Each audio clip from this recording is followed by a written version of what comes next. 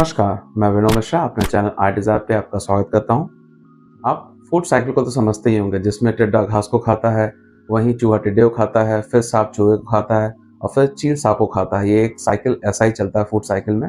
और अगर हम खाने पीने की बात ना भी करें तो फितरत भी एक चीज़ होती है जिसे कोई बदल नहीं सकता है, परंतु आज के कलयुग में के वक्त में वाकई सब कुछ संभव हो रहा है।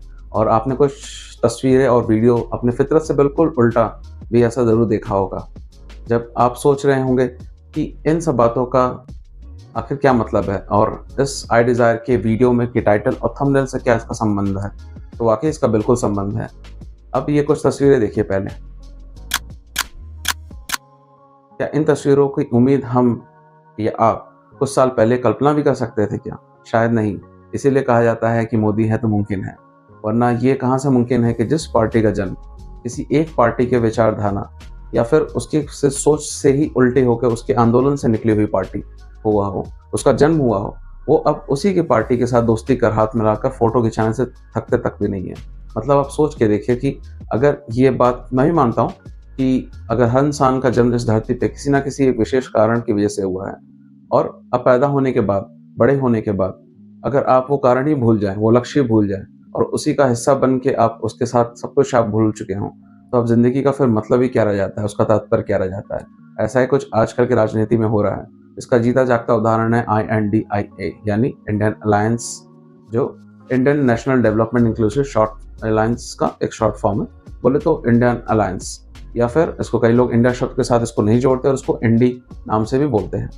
इस वीडियो के में हम इंडिया अलायंस या बोले तो इंडिया अलायंस के DNA के बारे में बात करेंगे, इनके पॉलिटिकल DNA, इनकी उत्पत्ति, इनके भूतकाल, इनके वर्तमान, इनके भविष्य की बात विस्तार में करेंगे। सो आप इस वीडियो में आप आखिर तक जरूर बने रहें और अपने चैनल आई डिज़ायर को जरूर सब्सक्राइब कर लें, बेल आइकन प्रेस कर लें ताकि हमारी सारी इन्फॉर्मेटिव वीडियोस, लेटेस्ट अपडेट्स आप तक जरूर पहुंचे।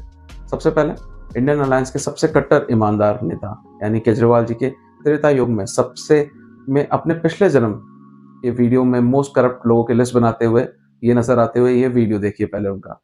मैंने कुछ लिस्ट बनाई थी, मैं आपके सामने रखना चाहता हूँ। अब ये लिस्ट बड़ी लंबी बनेगी, शुरुआत की आज। अगर इसमें कोई ईमानदार हो, गलती से आ गया हो तो बता देना, नहीं तो मैंने देश के बेईमानों की लिस्ट बनाई थी। नितिन गडकरी हराना चाहिए कि नहीं हराना चाहिए? सुरेश कलमाड़ी हराना चाहिए कि नहीं हराना चाहिए? सुशील कुमार शिंदे, चिदम्बरम साहब, मायावती, मुलायम सिंह यादव, अनु टंडन, इनका स्विस बैंक के खाते निकले थे इनके, कपिल सिब्बल, कमलनाथ, पवन बंसल, फारूक अब्दुल्ला, नवीन जिंदल, शरद पवार अगर वो लड़ेंगे तो। अब इसमें कई रह गए हैं, तरुण गोगोई, राहुल गांधी। आपने देखा कितने भोले, कितने कट्टर ईमानदार नेता हैं अपने।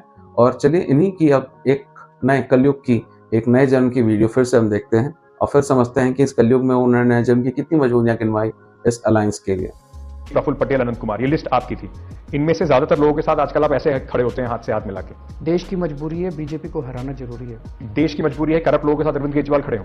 करप्ट लोगों के साथ, जैसा मैंने कहा कि इस वक्त देश की मजबूरी है, कुछ भी करो लेकिन मोदी और अमित शाह की जोड़ी को हराना जरूरी है। केजरीवाल जो ये कर रहा है ये सत्ता के लिए नहीं कर रहा। सत्ता के लिए हमें ये सब करने, हम कोई केंद्र सरकार में नहीं आ रहे। मेरे को इससे क्या मिलने वाला है? ये सब के साथ खड़े होने में मेरे को क्या, मेरी एक ही मजबूरी है और देश की एक ही मजबूरी है, कुछ भी करके मोदी और अमित शाह जी की जोड़ी को हराना है। मुझे लगता है ये सबका आज धर्म है। हर मतलब कुछ भी केरला में लेफ्ट और कांग्रेस लड़ते रहते हैं, वही केरला से बाहर आने के बाद हम साथ साथ हैं गाना गाते हुए साथ हो जाते हैं।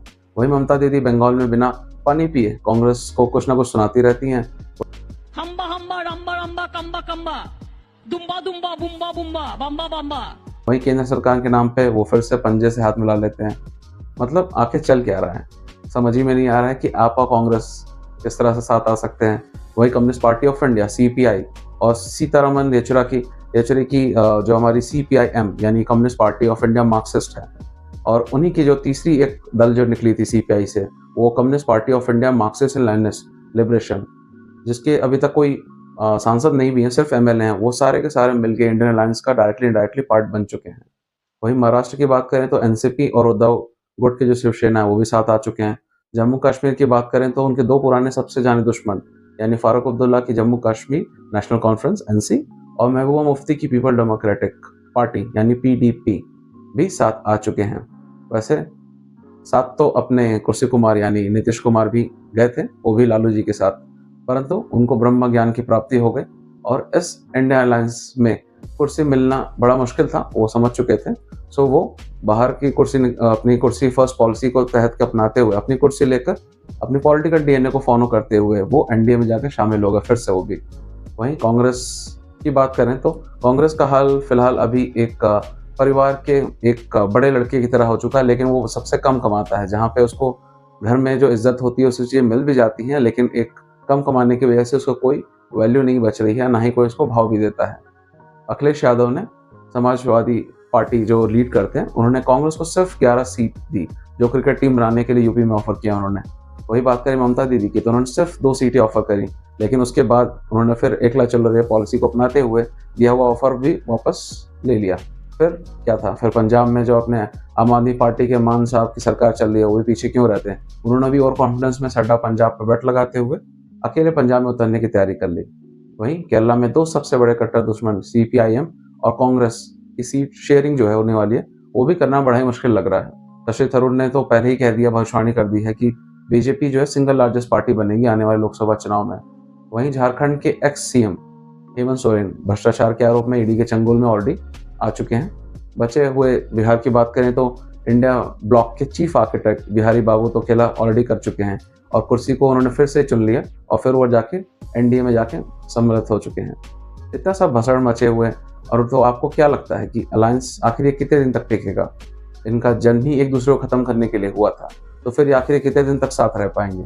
पास तो आ गए हैं ये, परंतु सच में ये साथ कब आएंगे? स्टेबल करप्शन फ्री गवर्नमेंट आखिर ये हमें दे पाएंगे क्या? ये सब ऐसे सवाल है जिनका सच तो मैं समझता हूँ कि इनके पास खुद नहीं होगा और शायद आपके पास भी ना हो।